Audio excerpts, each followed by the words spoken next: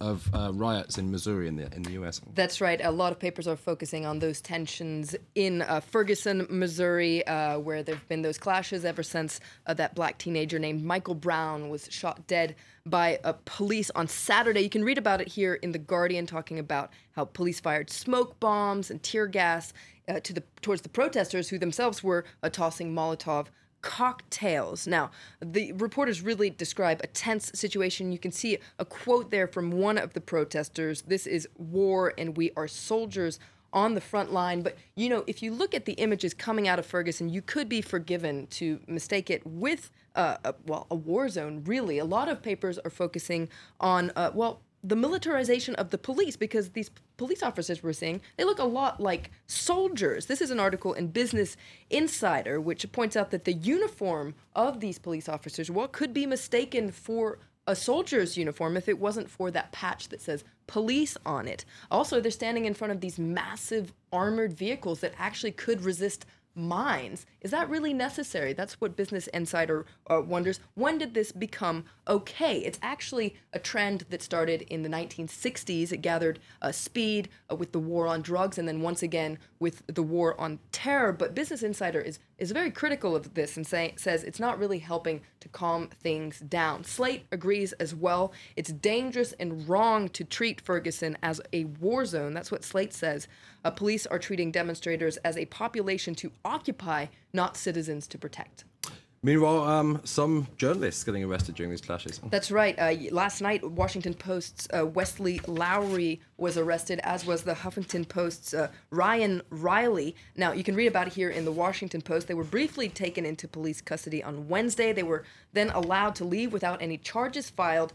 This article describes what seems to be quite a surreal arrest, actually. And this article quotes the executive editor of the Washington Post, who describes this as an assault on the freedom of the press.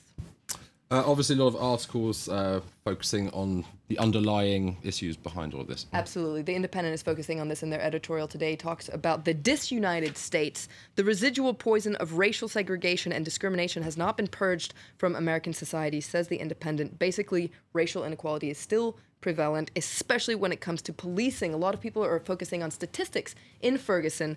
67% of the population is black. 94% of the police force is white. A lot of people see this as racial profiling in Ferguson. There's also a very interesting article in the New York Times by Charles Blow, and you can see here it says Michael Brown and black men.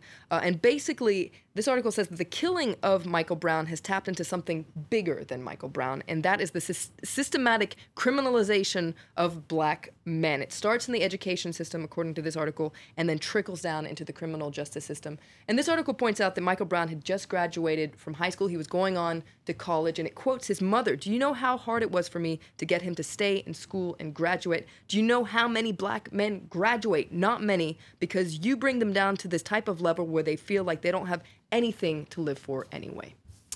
Okay, moving on to a story that continues to make headlines around the world, the Ebola outbreak. That's right. The World Health Organization has authorized the use of these experimental drugs. It's on the front page here of China Daily, you can see.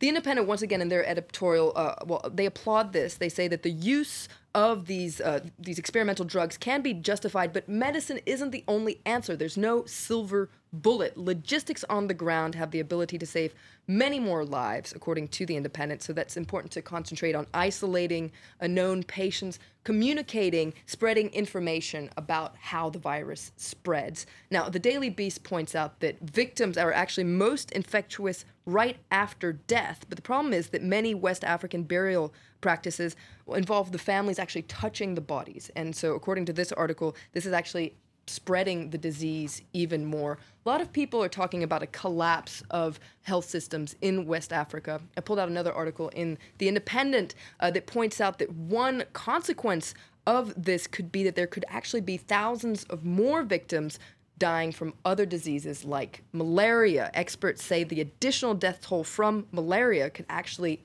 be bigger than that of Ebola. So pretty sad news there in The Independent. Okay, let's end quickly on a lighter note in Alaska. That's right. Dan Sullivan is a conservative Republican who hopes to be the next senator for Alaska. Dan Sullivan is a conservative Republican who hopes to be the lieutenant governor of Alaska. They're two men, and they have exactly the same name, and this is very confusing for voters. They're both going to be on the Republican primary ballot on August 19th, and they're both finding the situation very confusing, as are journalists. It's a very, very confusing situation. Maybe the technique is just to vote for both of them. Well, that's all we have time for. Do stay with us here on France 24. More news coming up very shortly.